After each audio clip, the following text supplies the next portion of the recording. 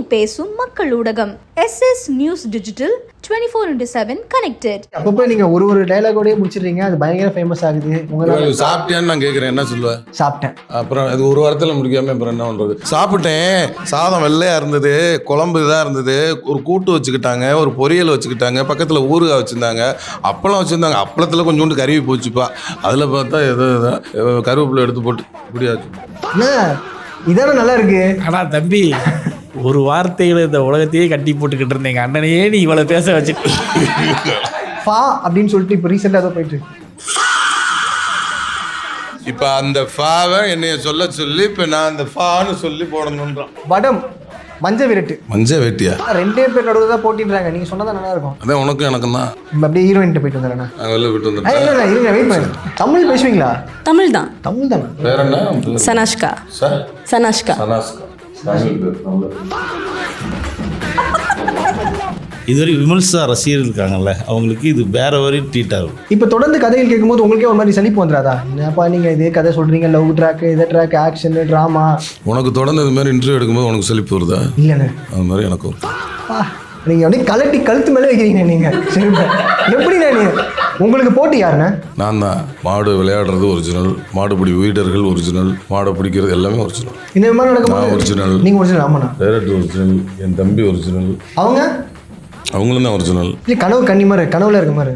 கனவு கண்ணியமாக இருக்கு அவனுக்கு, இது வச்சுக்க. வாழ்க்கை பாடங்கள் சொல்லுங்கண்ணே. வாழ்க்கையில் தோத்துட்டே இருக்கவன் இந்த இன்டர்வியூ இல்லை இந்த வீடியோவை பார்த்தா ஜெயிச்சிடணும். மோட்டிவேஷன் பீச்லாம் வராது. வராதா?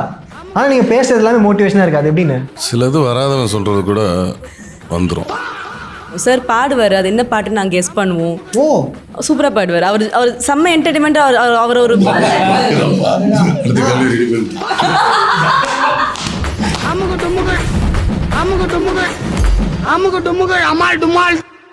அண்ணா, வாழ்க்கையில் எப்படிண்ணா போயிட்டு இருக்கு? வழக்கம் போல தான். வழக்கம் போதுண்ணா. வழக்கம் போல நல்லா போயிட்டு இருக்கு. இல்லைண்ணா, இது எப்படி அப்பப்போ நீங்கள் ஒரு டயலாகோடயே முடிச்சிடுறீங்க, அது பயங்கர ஃபேமஸ் ஆகுது. உங்களுக்கு சாப்பிட்டியான்னு நான் கேட்குறேன், என்ன சொல்லுவேன்? சாப்பிட்டேன். அப்புறம் அது ஒரு வாரத்தில் முடிக்காம அப்புறம் என்ன பண்ணுறது? சாப்பிட்டேன், சாதம் வெள்ளையா இருந்தது, குழம்பு இதாக இருந்தது, ஒரு கூட்டு வச்சுக்கிட்டாங்க, ஒரு பொரியல் வச்சுக்கிட்டாங்க, பக்கத்தில் ஊறுகாய் வச்சுருந்தாங்க, அப்பளம் வச்சுருந்தாங்க, அப்பளத்தில் கொஞ்சோண்டு கருவி போச்சுப்பா, அதில் பார்த்தா ஏதோ கருவேப்பிலை எடுத்து போட்டு இப்படியாச்சு. இதான நல்லா இருக்கு. ஆனா தம்பி, ஒரு வார்த்தையில இந்த உலகத்தையே கட்டி போட்டுக்கிட்டு இருந்தீங்க அண்ணனையே நீ இவ்வளவு பேச வச்சு இந்த பெருமை எனக்கு தான் சேரும் போல இருக்கு. இல்லைண்ணா, இது வந்து உங்களுடைய தரிசனம் வந்து ஒரு 3 மாசத்துக்கு ஒரு வாட்டி கிடைச்சிருது எங்களுக்கு. படங்கள் ரிலீஸ் வந்துகிட்டே இருக்கு.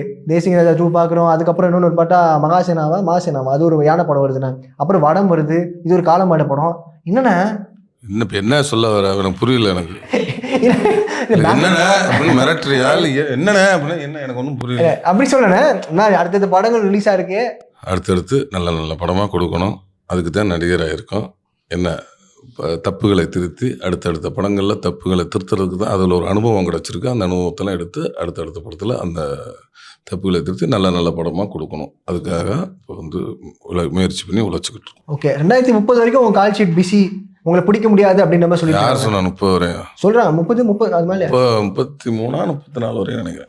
2034 பிஸி. கேட்கணும். யாருண்ணா? யார் கேட்கணும்னா? அட்வொகேட்ட கேட்கணும். அட்வொகேட் கிட்டியா? எதுக்குண்ணா? உன்னை என்ன பண்ணலான்னு. என்ன ஃபா அப்படின்னு சொல்லிட்டு இப்போ ரீசெண்டாக ஏதோ போயிட்டு, அதுக்கு அர்த்தம் மட்டும் சொல்லுங்கண்ணா. ஃபா கரெக்ட். இன்னும் கேட்காம பண்றீங்க அதே மாதிரி. கடைசியில பண்ணிட்டீங்க. கடைசியில இல்ல என்னன்னு தெரியல. ஃபா அப்படின்னா ஓ அப்படி பண்ணணுமா? ஃபா.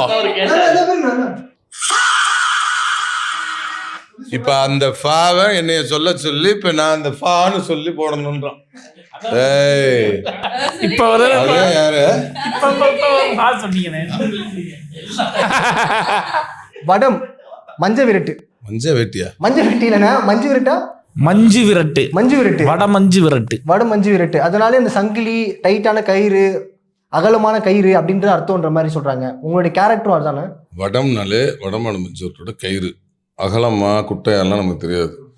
வடமாடு மஞ்சு வரட்டு, அது வடமாடை கட்டி போடுற அந்த கயிறோட பேர்.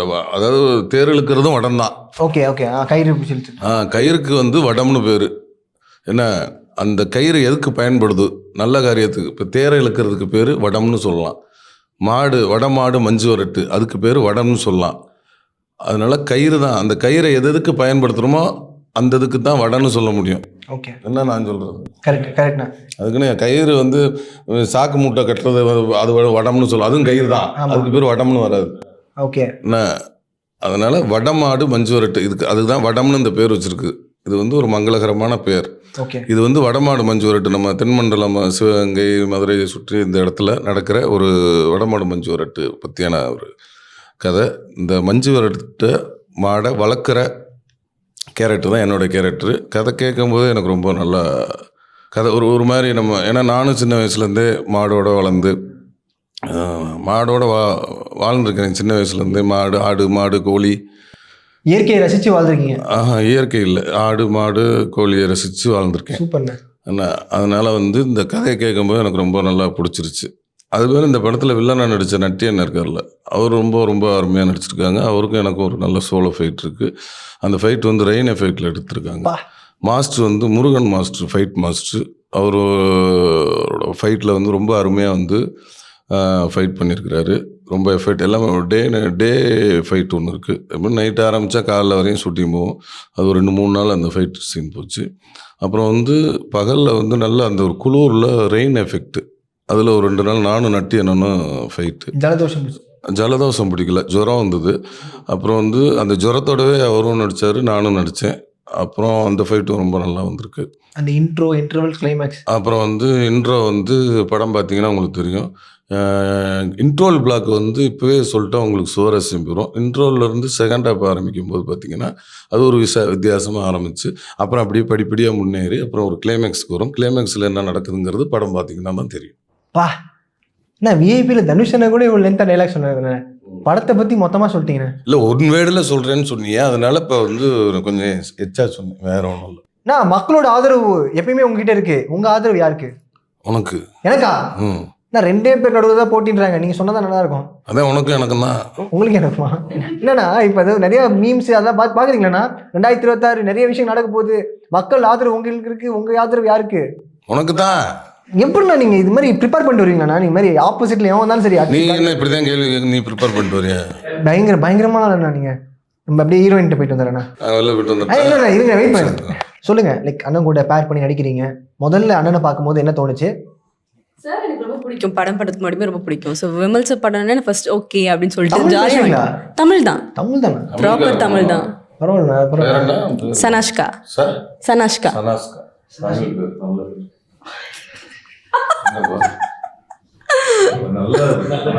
Thank you sir.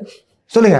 ஸோ நம்ம கொஞ்சம் 5 வருஷம் முன்னாடிலாம் ஒரு நல்ல தமிழ் படம் வரும்ல, லைக் டோட்டலாக ஃபேமிலியாக ஒரு கூட்டு குடும்பமாக இருக்க மாதிரி ஒரு பெரிய ஃபேமிலியாக இருக்கும். அப்போ நம்ம எப்படி பார்த்து என்ஜாய் பண்ணமோ அந்த மாதிரி இப்போ ஒரு மறுபடியும் நாங்கள் அந்த மாதிரி ஒரு படம் கொண்டு வரோம். லைக் ஒரு கம்ப்ளீட் ஃபேமிலி பேக்கேஜாக இருக்கும் இந்த படம்.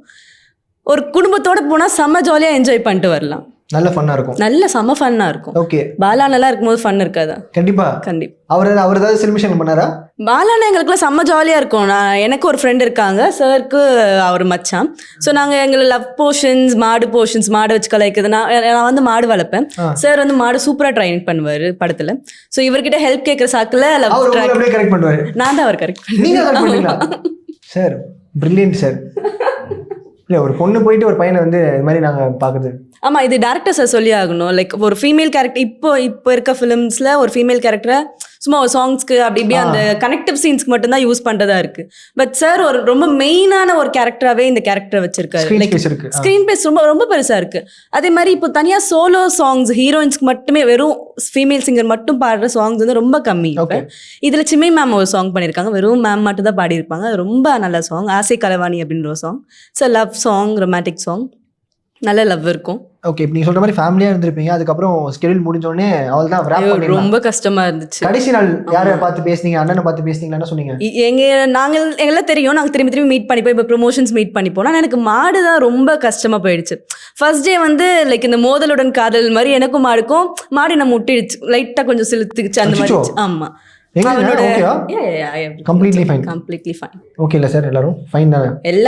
மாடு அவ்வளோ டெரர். அவங்க ரொம்ப குழந்தை 3 பேரும். என்னடா நீங்க தனியா வந்த மாதிரி உட்காந்துருக்காங்க. ஸோ கடைசியாக போகும்போது மாடு எல்லாருக்குமே கஷ்டமா இருந்துச்சு. மாடை விட்டு பிரியுறது, திரும்பி அவனை எப்போ பார்ப்போன்னு தெரியல. ஈவன் என் வால்பேப்பரை கூட அவனை தான் இருப்பான். ஓகே, பேர் என்னங்க?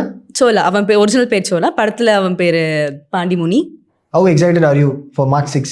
ஆக்சுவலாக நான் ரொம்ப எக்ஸைட்டட் இருக்கேன். ப்ரிவ்யூ ஷோஸ் பார்த்தாங்க, லைக் சில ஃபேமிலிஸ் பார்த்தாங்க. அதுலேருந்து எனக்கு ஒரு அம்மா கால் பண்ணி அவங்க அவ்வளோ எக்ஸைட் ஆகிறாங்க, எனக்கு ரொம்ப பிடிச்சிருக்கு, சிங்கிங் கேரக்டர் ரொம்ப நல்லா இருக்குது, படம் ரொம்ப நல்லா இருக்குன்னு சொல்லும்போது எனக்கு ரொம்ப ரொம்ப சந்தோஷமாக இருக்குது. லைக் ஃபர்ஸ்ட் டைம் நான் அப்படி ஒரு அப்ரிஷியேஷன் தான் கேட்குறேன். லைக் ரொம்ப ஹாப்பியாக இருக்குது. நான் இன்னும் ரொம்ப எக்ஸைட்டடாக வெயிட் பண்ணிகிட்டு இருக்கேன். லைக் எனக்கு எப்படி வரும், ஆடியன்ஸ் எப்படி ரிசீவ் பண்ண போகிறாங்க அப்படின்ட்டு. அந்த ரிசப்ஷன் இருக்கும். Ton super, all the best. Thank you sir. சொல்லுங்கள் சார், நரேஷனுக்காக நீங்கள் வந்து விமல் சாரை மீட் பண்ணுறீங்க, கதை சொல்கிறீங்க, அவர் ரியாக்ஷன் எப்படி இருந்துச்சு? அப்போ லைவாக நிறைய விஷயங்கள் பேசியிருப்பாரு. நீங்கள் இது வரைக்கும் விமல் சார் படம் அப்படி இதில் வந்து பார்த்திங்கன்னா ஒரு ஆக்ஷன் இருக்கும். ஃபேமிலி ட்ராமா இருந்தாலும் உள்ள ஒரு லவ், ஆக்ஷன், சாங்ஸ்லாம் வந்து 2 சாங்கில் அவ்வளோ அழகாக டான்ஸ் ஆடிருப்பாங்க. ரொம்ப ஒரு ஊரில் ஒரு குத்தும்பாங்கல்ல, அது அவ்வளோ அழகாக நேர்த்தியாக பண்ணியிருப்பாங்க. இது ஒரு ஜனரஞ்சகமான படமாக இருக்கும். இதுவரை விமல் சார் ரசிகர்கள் இருக்காங்கல்ல, அவங்களுக்கு இது வேற ஒரு ட்ரீட்டாக இருக்கும். பிரபஞ்ச நாயகனுக்கான ரசிகர்களுக்கு ட்ரீட்டாக இருக்கும். எதையாவது அவருக்கு பேருக்கு ஒன்று தெரியுமா, அவருக்கு பேருக்கு பின்னாடி ஏதாவது சொல்றது, அவர் புகழ்றதே அவருக்கு பிடிக்காது. நான் ஏதாவது பாராட்டினா கூட அப்படி போயிடுவார், அவ்வளோதான். அவர்கிட்ட பிடிச்சது அதை தெரியுமா, யதார்த்தம் தான். எங்கன்னா எல்லாத்தையும் ஒரே, இப்போ நான் டைரக்ட் அதெல்லாம் கிடையாது. அந்த வந்து அவனுக்கு அதே மரியாதை. யார் இருந்தாலும் அவர் ரொம்ப பிடிச்ச ஒரு இயல்பான மனிதர். அவரை வந்து எப்படி சொல்கிறது, எல்லாருக்கும் கனெக்ட் ஆகிரும், எல்லாருக்கும் பிடிக்கும். நான் இதை பெருமைக்கு சொல்ல, நீங்கள் சில ஹீரோவுக்கு இன்னொரு ஹீரோ திட்டுவாங்க, இன்னொரு ஹீரோ திட்டுவாங்க என்ன, ஆனால் இவரை மட்டும் நீங்கள் எங்கே கேளுங்க, விமல் சார்னா எல்லாருமே பிடிக்குன்னு சொல்லுவாங்க. இவரை போல நல்லவங்களை சொல்லி தான் ஆகணும். அதான் நீங்கள் சினிமாக்குள்ளேயே ரசிகர் சண்டை வரும், ஆனால் எல்லா ரசிகருமே விமல் சார்னா பிடிக்குன்னு சொல்லுவாங்க. இவரை விமர்சிக்க யாருமே மாட்டாங்க. நீங்கள் என்ன பார்த்தாலும் அதான் உண்மை. போங்க. ஓகே, படம் ரொம்ப சூப்பராக இருக்கும். ஒரு அழகான குடும்பத்தோடு பார்க்க வேண்டிய ஒரு படம். ஆனால் நீங்கள் சொல்லுங்கள், பேக் டு பேக் ஃபிலிம்ஸ்லாம் இருக்குது, உங்களுக்கு ப்ரமோஷன்ஸ்லாம் இருக்குது. அடுத்து உங்களுடைய படங்கள் கமிட் ஆகும்போது இப்போ முன்னாடி இருக்க படங்களுடைய எதிர்பார்ப்புகள்லாம் ஒரு ஸ்டாண்டர்ட் செட் பண்ணியிருக்கோம்ல, நல்ல ஒரு ரீச் இருக்குது, சக்ஸஸ் இருக்குது அப்படின்னா அடுத்த ஒரு படங்களுமே வந்து கொஞ்சம் முன்ன பின்ன இருந்தாலுமே அவங்களுக்கு நோ சொல்கிறது பெரிய டஃப்பாக இருக்கும். இந்த படம் நான் செட் ஆக மாட்டேன், இது ஒர்க் ஆகாது அப்படின்னு. அந்த நோ சொல்கிற மேட்டர் எப்படி நீங்கள் ஹேண்டில் பண்ணுவீங்க? இல்லை, முதல்ல வந்து நமக்கு வர்றது எல்லாமே மிக முக்கியமான வாய்ப்புகள். அது சின்ன படமாக இருக்கலாம், பெரிய படமாக இருக்கலாம், சின்ன பட்ஜெட் பெரிய பட்ஜெட் அப்படிங்கிற வித்தியாசம் ஒரு ஆக்டராக நமக்கு அது கிடையாது. அது வந்து டெக்னிக்கல் ஆஸ்பெக்ட்ஸில், பட்ஜெட்டோட ஆஸ்பெக்ட்ஸில் பெரிய படம் சின்ன படம், நமக்கு வந்து எல்லாமே முக்கியமான படம் தான். எல்லா படமும் நம்ம நடிக்கணும். ஒரு படத்துக்கு நம்ம நோ சொல்கிறோன்னா அது என்ன காரணமாக இருக்குன்னா, நம்மக்கிட்ட தேதி இல்லாமல் இருக்கும், முன்னாடியே ப்ரீயாக கமிட்மெண்ட் பண்ணியிருப்போம், அந்த டேட்ஸ் வந்து அவங்க கேட்குற டேட்ஸில் மேட்ச் ஆகாது. அந்த மாதிரி சூழ்நிலையில் அப்போ நம்ம அதை எடுத்து சொல்லும் போது அவங்களும் அதை அக்செப்ட் பண்ணிப்பாங்க. அப்புறம் அடுத்த படங்கள் கண்டிப்பான முறையில் மறுபடியும் நம்ம சேர்ந்து வேலை பார்ப்போம். ஸோ இது ரெகுலராக நடக்கிற ஒரு விஷயந்தான். அதை நம்ம ஹம்பிளாக சொல்லும்போது அவங்க கண்டிப்பாக அதை அக்செப்ட் பண்ணிப்பாங்க. ஓகே, இப்போ இந்த டேட்ஸ்னால உங்களுக்கு ஏதாவது படங்கள் வாய்ப்புகள் போயிருக்கா? நீங்கள் இந்த மாதிரி சொல்கிற மாதிரி முன்னாடி நடந்திருக்காங்க? மற்ற படங்கள் முன்னாடியே தேதி கொடுத்து அங்கே ஷூட்டிங்கில் இருந்துகிட்டு இருப்போம். அதோட செகண்ட் ஷெடியூல் ஆரம்பிக்க வேண்டியது இருக்கும். அப்போ இவங்க முதல் ஷெடியூலுக்கான டேட்ஸ் கேட்பாங்க. கேட்கும்போது அப்போ அந்த டேட்ஸு இதுவும் கிளாஸ் ஆகிடக்கூடாது இல்லையா, அதனால் அதை முடிச்சுட்டு தான் நம்ம வர்ற மாதிரி இருக்கும். அப்போ அந்த மாதிரியான நேரங்களில் அவங்க உடனே ஷூட்டிங் ஆரம்பிக்க வேண்டியது இருக்கும். அப்போ அந்த மாதிரி எனக்கு சில படங்கள் மிஸ் ஆகிருக்கு. ஆமாம். இப்போ உங்களை நீங்கள் எப்படி நான் பார்க்கணும்னு நினைக்கிறீங்க? ஏன்னா இப்போ நீங்கள் கேரக்டர் ஆர்டிஸ்ட்டும் பண்ணிட்டு இருக்கீங்க, ப்ளஸ் வந்து காமெடியனாக கொடுத்தாலும் அந்த ரோலையும் நீங்கள் பண்ணிட்டு இருக்கீங்க. உங்களுக்கு எப்படி வந்து மக்கள் பார்க்கணும்? எது உங்களுக்கு மேக்ஸிமம் உங்களுக்கு பிடிச்ச மாதிரி? இல்லை, அதான் எல்லா விதமான கதாபாத்திரம் பண்ணணும்னு எனக்கு ஆசைப்படுது. நகைச்சுவை நடிகனாக நடிக்கணும், குணச்சித்திர நடிகனாக நடிக்கணும், எனக்கு வில்லனாக நடிக்கணும்னு ரொம்ப ஆசை. ஓகே, நெகட்டிவ் ஷேட்ஸ் உள்ள கேரக்டர் பண்ணணும்னு ஆசை. விலங்கு வெப் சீரிஸ் பார்த்துருப்பீங்க, அந்த கூட தான் நடிச்சிருப்பேன். அதில் வந்து கருப்பு கதாபாத்திரம் பண்ணியிருப்பேன். அது வந்து இன்ட்ரெஸ்டிங்காக இருக்கும். ஃபுல் அண்ட் ஃபுல் அதில் ஹியூமரே இல்லாமல் நம்ம அந்த ஸ்ட்ரிக்ட் டு அந்த கேரக்டர், ரொம்ப ஸ்ட்ரிக்டான ஒரு கேரக்டராக இருந்திருக்கும். அந்த மாதிரியான கதாபாத்திரங்கள் தொடர்ந்து பண்ணணும். அதே மாதிரி லப்பர் பந்து வந்து லைஃப்லேயே வந்து எனக்கு மிகப்பெரிய ஒரு டேர்னிங் பாயிண்ட் அந்த படம். அந்த மாதிரியான கதாபாத்திரங்கள் தொடர்ந்து பண்ணணும். தாய் கிழவியில் அந்த எமோஷ்னலான ஒரு கதாபாத்திரம் அது. அந்த மாதிரியான கதாபாத்திரம், இந்த மாதிரி எல்லாமே பண்ணணும். காமெடி பண்ணணும், சப்போர்ட்டிங் கேரக்டர் பண்ணணும், நெகட்டிவாக பண்ணணும், அப்படின்ற எல்லாத்துலேயும் பயணிக்கணும்னு ஆசை. 2020 நல்லபடியாக போயிட்டுருக்கு. நல்லபடியாக போயிட்டுருக்கு. சிறப்புண்ணே. அண்ணா நீங்கள் சொல்லுங்கண்ணே, 2026 எப்படிண்ணா போயிட்டுருக்கு? நல்லா போயிட்டுருக்கு. சிறப்பாக போயிட்டுருக்கு. சிறப்பாக போயிட்டு. வாழ்க்கையில் ஏதாவது மாற்றம் நடந்திருக்கானே? வாழ்க்கையில மாற்றங்கள், திருப்பு முனைகள் நல்லா நடந்துகிட்டு இருக்கு. இப்போ தொடர்ந்து கதைகள் கேட்கும்போது உங்களுக்கே ஒரு மாதிரி சலிப்பு வந்துடாதா? என்னப்பா நீங்க இதே கதை சொல்றீங்க, லவ் ட்ராக், இதே ட்ராக், ஆக்ஷன், ட்ராமா. உனக்கு தொடர்ந்து இது மாதிரி இன்டர்வியூ எடுக்கும்போது உனக்கு சலிப்பு வருதா? இல்லைண்ணே. அது மாதிரி எனக்கும் இருக்காது. பா நீங்க அப்படியே கலட்டி கழுத்து மேலே வைக்கிறீங்க நீங்க. எப்படிண்ணே நீங்க அதை மட்டும் தான் நீங்க பண்ணல, பளிச்சு நடிக்கிறீங்க. சத்தியமா நான் விட்டு அழுதுருவேன் நான். இப்போ நான் அந்த மாதிரி பண்றீங்க நீங்க. உங்களை இப்போ இயக்குநர்களை வந்து சந்திக்கிறாங்களே, அவர்கிட்ட கேட்குற மாதிரி தான் நோ அப்படி சொல்லியிருக்கீங்களா? நோங்கிற கதைக்கு நோ சொல்லி பழகிக்கிட்டு இருக்கேன். இப்போ முன்னாடி நோ சொல்ற கதைகளுக்கு எஸ் சொல்லியிருக்கீங்க. சொல்கிற மாதிரி வந்திருக்கலாம். அதனால் இனிமேல் எந்தெந்த கதைக்கு நோ சொல்லணும் அப்படிங்கிற மாதிரி கற்றுக்கிட்டு நோ சொல்லிக்கிட்டு இருக்கேன். கூட பழகின உறவுக்காக டிகிரி வந்து நன்மை தானேப்பா, ஒரு படம் பண்ண வேண்டியதானே அப்படின்னு சொல்லிலாம் நிறைய பேர் நிற்கிட்டு இருப்பாங்க. இப்போ அது மாதிரி யாரும் கேட்கறதில்ல. அது முன்னாடி ஒரு சூழல் இருந்திருக்கு உங்களுக்கு அப்படி? இப்போ யாரும் கேட்கறதில்ல. கேட்டாலும் நான் பண்ணுறதில்ல. அந்த தெளிவு பண்ணிட்டீங்க. வந்துக்கிட்டு இருக்கேன். உங்களுக்கு போட்டி யாருண்ணே? நான் தான். இல்லை நிறைய பேர் சொல்லுவாங்க, இப்போ கண்ணாடி முன்னாடி என்ன பேசிட்டு இருக்கீங்க, நான் திடீர்னு சொல்லுவாங்களே எனக்கு இவர் தான் போட்டி, ஒரு டஃப் காம்படிட்டர். கண்ணாடி முன்னாடி நின்னாவா? அது விட்டுலாம். அதை விட்டுருவோம். அது நான் இதுக்கே கண்ணாடி நின்று இல்லை